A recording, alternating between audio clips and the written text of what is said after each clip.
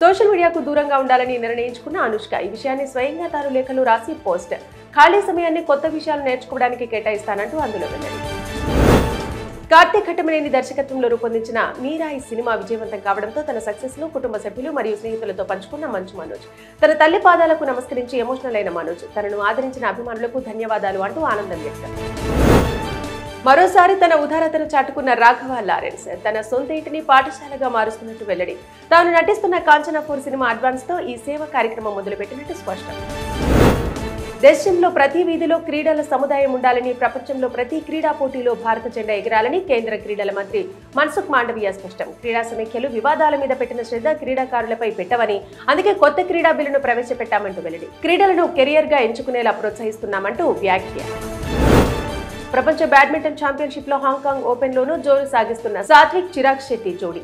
దీంతో సెమీఫైనల్లోకి దూసుకెళ్లనున్న భారత జోడీ శుక్రవారం క్వార్టర్ ఫైనల్లో మలేషియాపై విజయం సాధించిన ఈ జంట. మరో 2 వారాల్లో సమావేశం కానున్న భారత క్రికెట్ బోర్డు బీసీసీఐ అధ్యక్షుడిగా రోసర్ బిన్నీ స్థానంలో కొత్త వారిని ఎంపిక చేసే అవకాశం. అయితే దీనికి హర్భజన్ సింగ్ కి అవకాశం దొరికే ఛాన్స్ ఉందని క్రికెట్ వర్గాలు అంచనా. పాలస్తీనాకు సంపూర్ణ దేశ ప్రతిపత్తి కల్పించాలంటూ ఐరాస సర్వసభ్య సమావేశంలో తీర్మానానికి మద్దతు తెలిపిన భారత్. 193 సభ్యులు కలిగిన ఈ సభలో భారత్ సహా ఈ తీర్మానానికి అనుకూలంగా ఓటు వేసిన 142 దేశాలు, ఈ తీర్మానాన్ని వ్యతిరేకించిన 10 దేశాలు. కాంగోలో జరిగిన 2 వేరువేరు పడవ ప్రమాదాల్లో 193 మంది మృతి, మరికొందరు గల్లంతైనట్టు ఆ దేశ మీడియా సహా అధికారులు వెల్లడి. ఈక్వెటర్ ప్రావిన్స్ కు 150 కిలోమీటర్ల దూరంలో ఈ ప్రమాదాలు చోటు చేసుకున్నట్టు స్పష్టం.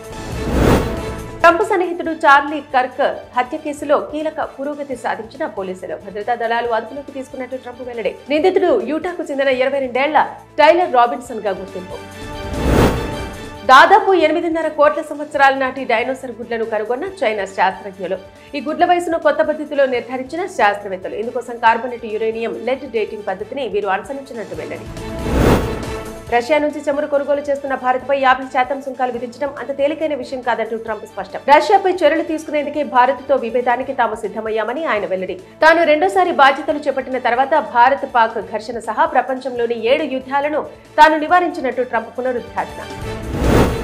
రష్యాలో మరోసారి సంభవించిన భారీ భూకంపం, రిక్టర్ స్కేలుపై 7.4 తీవ్రతగా నమోదు. భూకంపం కారణంగా సునామీ వచ్చే అవకాశం లేదని పసిఫిక్ సునామీ హెచ్చరిక వ్యవస్థ ప్రకటన విడుదల.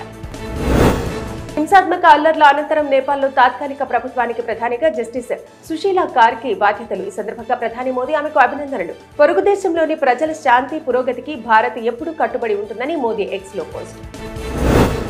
గుజరాత్లోని కాండ్లా విమానాశ్రయం నుంచి ముంబైకి వెళుతున్న స్పేస్ జెట్ విమానానికి త్రుటిలో తప్పిన ప్రమాదం. టేకాఫ్ అయిన కొన్ని సెకండ్లకి విమానం కుడివైపు ఉన్న 2 టైర్లలో ఊడిపోయిన ఒక టైరు. అయినప్పటికీ ప్రయాణాన్ని కొనసాగించి ముంబై విమానాశ్రయంలో సురక్షితంగా దిగగా ఊపిరి పీల్చుకున్న విమాన ప్రయాణికులు మరియు సిబ్బంది. మోదీతో పాటు ఆయన తల్లి హీరాబెన్ పై కాంగ్రెస్ రూపొందించిన ఏఐ వీడియోను తీవ్రంగా ఖండించిన బీజేపీ. మహిళలను, మాతృమూర్తులను అవమానించడమే కాంగ్రెస్ పని అని విమర్శలు. దీనిని కాంగ్రెస్ అబద్ధాలతో సమర్థించుకుంటుందంటూ ధ్వజం. భారత ఎదుగుదలను చూసి భయపడి కొన్ని దేశాలు సుంకాలు విధిస్తున్నాయంటూ ఆర్ఎస్ఎస్ చీఫ్ మోహన్ భగవత్ వ్యాఖ్య. ఇలాంటి చర్యలు స్వార్థపూరిత విధానానికి నిదర్శనమంటూ వెల్లడి. భయాన్ని అధిగమిస్తే మనకు శత్రువులుండరని, నేను నాది అనే భావనను వదిలి మనది అనే కోణంలో ఆలోచించాలంటూ అభిప్రాయం. రాయ్బరేలీలో రాహుల్ గాంధీ పర్యటించిన నేపథ్యంలో అక్కడ ఆయనకు యూపీ మంత్రికి మధ్య చోటు చేసుకున్న వాగ్వాదం. దీనికి సంబంధించిన వీడియో నెట్టింట వైరల్. మీరు స్పీకర్ మాటే వినరు అంటూ రాహుల్ పై ధ్వజమెత్తిన మంత్రి దినేష్. వాళ్ళ ప్రధాని మోదీ మణిపూర్లో జాతుల మధ్య హింస చెలరేగిన 2 సంవత్సరాల తర్వాత పర్యటించడం గమనార్హం. అక్కడ శాంతి, అభివృద్ధి కార్యక్రమాలను నెలకొల్పడానికి 8,500 కోట్ల విలువైన పలు ప్రాజెక్టులను ప్రారంభించి శంకుస్థాపన. ఈ నేపథ్యంలో మణిపూర్ ప్రభుత్వం భద్రతా చర్యలను కట్టుదిట్టం. ఉద్యోగ విరమణ తర్వాత ఇచ్చే పెన్షన్ నుంచి కమ్యూనికేషన్ భాగాన్ని తప్పనిసరిగా 15 ఏళ్లలో రికవరీ చేయాలన్న నిబంధనలను సవాల్ చేస్తూ దాఖలైన కేసులో సుప్రీంకోర్టు ఏపీ ప్రభుత్వానికి నోటీసులు జారీ. ఈ మేరకు ఉత్తర్వులు జారీ. ఈ నిబంధన రాజ్యాంగ విరుద్ధమంటూ స్పష్టం.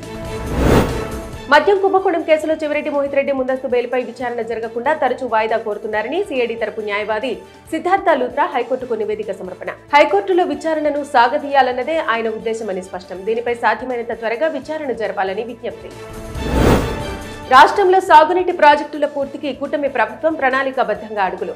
నిర్మాణంలో ఉన్న 86 ప్రాజెక్టులు పూర్తి చేయాలంటే 1.16 లక్షల కోట్లు కావాలని అంచనా. ఉత్తరాంధ్రలో 1368 కోట్ల రూపాయలతో 9 సాగునీటి ప్రాజెక్టుల పూర్తికి నిర్ణయం.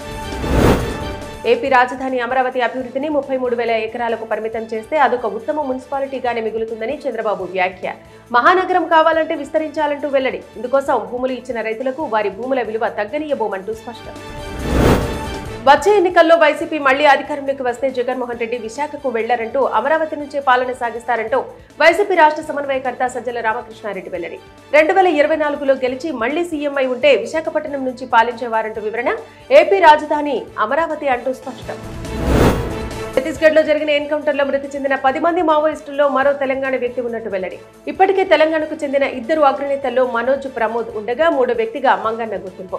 ప్రభుత్వం 5,22,00,000 రూపాయల నజరాన ప్రకటించిన కీలక మావోయిస్టుల్లో ఈ ఎన్కౌంటర్లో హతమైనట్టు ఛత్తీస్గఢ్ పోలీసు ఉన్నతాధికారులు వెల్లడి. హైదరాబాద్ కూకట్పల్లిలోని గేటెడ్ కమ్యూనిటీలో జరిగిన రేణు అగర్వాల్ హత్య కేసును ఛేదించిన పోలీసులు.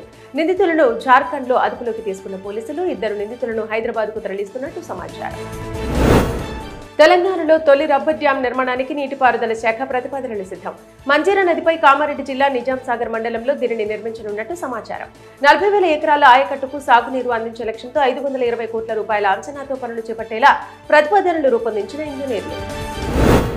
బొగ్గు గనుల వేలంలో పాల్గొనేందుకు సింగరేణి సంస్థకు అనుమతినిచ్చిన రాష్ట్ర ప్రభుత్వం. గత బీఆర్ఎస్ పాలకులు ప్రైవేటు సంస్థలకు మేలు చేసేందుకే బొగ్గు గనుల వేలంలో సింగరేణి పాల్గొనకుండా అడ్డుకున్నారంటూ భట్టి విక్రమార్క విమర్శ. గనుల వేలంలో సింగరేణి పాల్గొంటే రాష్ట్ర ప్రభుత్వానికి ఆదాయం సమకూరుతుందంటూ వెల్లడి.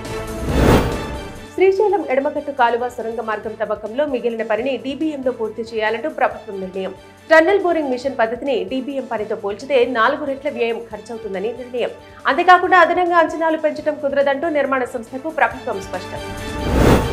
గోదావరి పుష్కరాలకు శాశ్వత ప్రాతిపదిక ఏర్పాటు చేయాలంటూ సీఎం రేవంత్ రెడ్డి అధికారులకు ఆదేశాలు. ధర్మపురి కాళేశ్వరంతో పాటు అన్ని ప్రధాన దేవాలయాలను అభివృద్ధి చేయాలంటూ స్పష్టం. దక్షిణ భారత కుంభమేళా తరహాలు నిర్వహించేందుకు ముందస్తు ఏర్పాట్లు చేసుకోవాలంటూ దిశానిర్దేశం. హైదరాబాద్ చుట్టూ కొత్తగా 3 భారీ రైల్వే టెర్మినళ్లను నిర్మించేందుకు రైల్వే శాఖ ప్రణాళికలు. దీనిని రీజనల్ రింగ్ రోడ్డుకు మధ్యలో నిర్మించేందుకు దక్షిణ మధ్య రైల్వే ప్రణాళికలు సిద్ధం. దీనికి సంబంధించిన స్టేషన్లలో వివరాల్ని రేవంత్తో తెలిపిన దక్షిణ మధ్య రైల్వే.